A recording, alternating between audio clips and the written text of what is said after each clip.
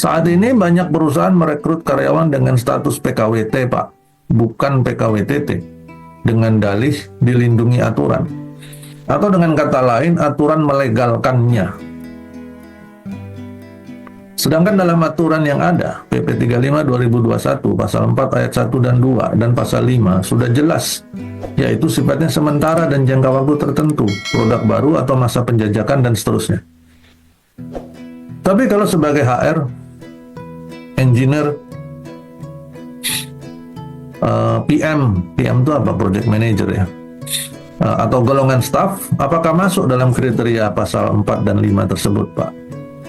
Saya sering menjumpai hal ini, bahkan ada seorang engineer, main plan engineer, dikontrak tidak cuma 3 bulan, tapi sampai 4 tahun statusnya PKWT di salah satu perusahaan swasta nasional. Baik, si penanya sudah menyampaikan dasar hukumnya.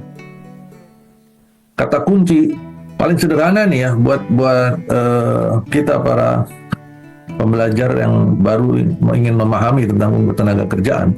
Masalah kontrak atau PKWT, perjanjian kerja waktu tertentu, itu berangkatnya paling awal itu yang pertama adalah nomor 1, syarat syarat PKWT, sifat jenis dan sifat pekerjaannya adalah sementara. Udah itu aja dulu. Sementara apa enggak?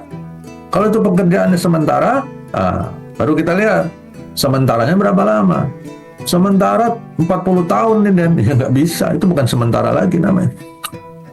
Kata-kata sementara yang ada di dalam Perundangan Ketenagakerjaan Indonesia hari ini dibatasi waktunya cuma 5 tahun. Ya, cuma 5 tahun. Itu yang dianggap sebagai sementara. Kalau 10 tahun, dan itu bukan sementara, bos. Kalau 6 tahun, apalagi itu juga enggak. 5 tahun lebih sehari, itu bukan sementara. Ya, titik 5 tahun. Jadi, kalau pekerjaan itu tidak selesai dalam 5 tahun, berarti pekerjaan itu bukan bersifat sementara menurut Perundangan Ketenagakerjaan di Indonesia. Meskipun dalam prakteknya mungkin pekerjaan itu setelah 8 tahun atau setelah 10 tahun selesai habis. Tapi karena Perundangan Ketenagakerjaan di Indonesia menyatakan sementaranya itu adalah 5 tahun paling lama, maka hanya 5 tahun yang kita perhatikan, ya. Jadi sementara. Kalau di luar itu enggak. Nah, kemudian hal pentingnya itu kan cuma sementara tadi ya, Bapak Ibu, kesementaraan sifatnya. Bukan pada nama jabatannya. Nama jabatan biasanya melambangkan atau menjadi simbol dari pekerjaan itu. Tetapi ada kalanya nama jabatan yang mungkin seringkali dikenal dalam hubungan kerja permanen, ternyata dijumpai juga dalam hubungan kerja kontrak pada kasus-kasus tertentu. Contoh, HRD. HRD itu kan mayoritas dikenal sebagai permanen ya. HRD kontrak ini berarti nganeh-nganehi, kan begitu tuh kata orang ya. Wah, ini udah nyeleneh ini. Jadi kita lihat, ada HRD yang direkrut untuk kondisi kontrak. Pekerjaannya kan permanen dan belum tentu. Contoh, ada pekerjaan implementasi HRIS,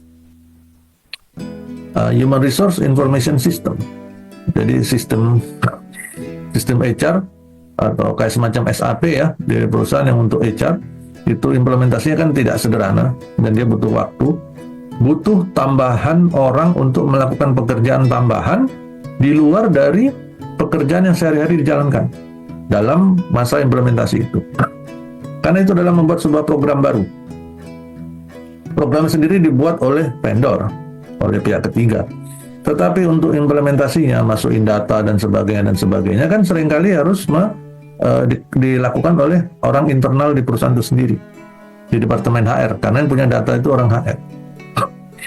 Bagi perusahaan yang menyerahkan kegiatan entry data untuk HRIS diserahkan kepada si vendor, nah mungkin mereka tidak perlu merekrut karyawan baru, sehingga existing employee-nya bisa fokus pada pekerjaan yang saat ini sedang dijalankan. Dan vendor akan menyiapkan HRIS tadi, begitu selesai go live, kemudian langsung di training, langsung dijalankan oleh si existing employee. Tetapi bagi perusahaan yang dia mungkin datanya terlalu besar, kemudian harus dimasukkan entry data satu persatu secara manual, maka mereka membutuhkan kelompok kerja khusus untuk melakukan entry data. Saya pernah berada di sebuah perusahaan Jepang yang melakukan kegiatan itu, Bapak Ibu. Ya. Tapi sifatnya bukan HRIS, tetapi SAP secara keseluruhan, melibatkan procurement, accounting, melibatkan produksi, engineering dan sebagainya. Spare part, transaksi itu semua di-input sampai berapa tahun yang lalu, di-input satu persatu, ya. Nah, kelompok orang yang menjalankan entry data tadi pada saat itu, setelah diperhitungkan, direncanakan kegiatan entry data harus selesai dalam 6 bulan. Yang menjalankan 20 orang. Berarti waktu itu kami menyiapkan 20 komputer. Kita pakai ruang training di blok selama 6 bulan untuk pasang 20 komputer, merekrut orang selama 6 bulan di sana. Nah, itu adalah pekerjaan sementara. Ilustrasi itu juga terjadi pada keadaan di jabatan di Departemen HRD. Kalau HRIS tadi misalkan membutuhkan menteri data, maka kita perlu merekrut orang yang pekerjaannya sifatnya sementara, yaitu fokus hanya pada entry data. Nah, mungkin juga kayak engineer misalkan, atau tadi ini PM, apalagi PM itu kan kalau diterjemahkan sebagai project manager, berarti kalau project kan selalu sementara, ya, itu bisa-bisa saja menjadi PKWT. Tapi kalau PM diterjemahkan sebagai production manager, nah itu belum tentu sementara, lebih banyak tidak sementaranya, ya. Maka fokusnya kita untuk menentukan hubungan kerja, Bapak Ibu, itu bukan kepada jabatannya atau departemennya, tapi pada jenis dan sifat pekerjaannya. Maka apapun jabatannya, tanya dulu apa pekerjaan dia, baru pekerjaan itu dinilai. Dan pekerjaan security kan itu permanen. Kalau itu pekerjaan security berada di perusahaan penggunanya langsung, security misalkan ini perusahaan pabrik A. Pabrik A dia mempekerjakan security, karyawannya pabrik A jadi security di pabrik A. Maka itu menjadi pekerjaan yang bersifat tidak sementara alias permanen. Betul. Tetapi kalau pekerjaan di pabrik A mempekerjakan memiliki perjanjian dengan perusahaan alidaya untuk pekerjaan security di pabrik A dengan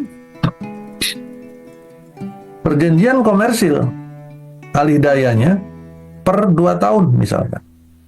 Jadi si perusahaan security tadi, perusahaan alidaya security, dia dapat proyeknya dari pabrik A 2 tahun. Maka pekerjaan security yang alidaya tadi itu tidak bisa disebut sebagai pekerjaan yang bersifat tetap, tetapi itu menjadi pekerjaan yang bersifat sementara. Maka kepadanya mereka bisa menjadi karyawan kontrak, ya. Itu bedanya. Sehingga sekali lagi saya sampaikan, fokusnya kita kepada jenis dan sifat pekerjaannya, bukan kepada nama jabatan atau job title, ya. Itu tentang PKWT dan PKWTT. Jadi udah jelas ya. Jadi nggak ada ceritanya perundangan melegalkan PKWT untuk semua jabatan, nggak ada. Di DHM kami adalah praktisi yang pada saat menerapkan aturan itu kami juga melihat dan mempelajarinya. Kalau menurut pendapat saya, aturan yang ada sebenarnya sudah cukup bagus. Isu terbesarnya kan adalah dalam pelaksanaannya serta pengawasannya. Maka isu terbesar itulah yang harus diselesaikan, bukan dengan mengganti-ganti peraturan terus-menerus, ya. Kalau saya melihat ke Undang-Undang 13 dulu, kami di DHM berpandangan bahwa Undang-Undang 13 sebenarnya udah cukup bagus, udah cukup detail, udah cukup tegas, ya. Terus bukannya fokus kepada penegakannya dan pengawasannya di lapangan, malah jadi dirubah undang-undangnya untuk kepentingan beberapa pihak tertentu.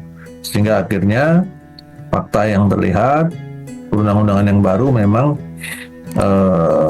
hak, terutama kompensasi bagi karyawan yang di PHK memang menjadi lebih rendah nilainya, dan itu fakta kan. Itu bukan hoax, bukan kontra terhadap pemerintah, itu kan fakta, memang begitu. Ya, bahwa UCK memang lebih rendah jatuhnya dari untuk urusan PHK ya, jatuhnya lebih rendah daripada Undang-Undang 13.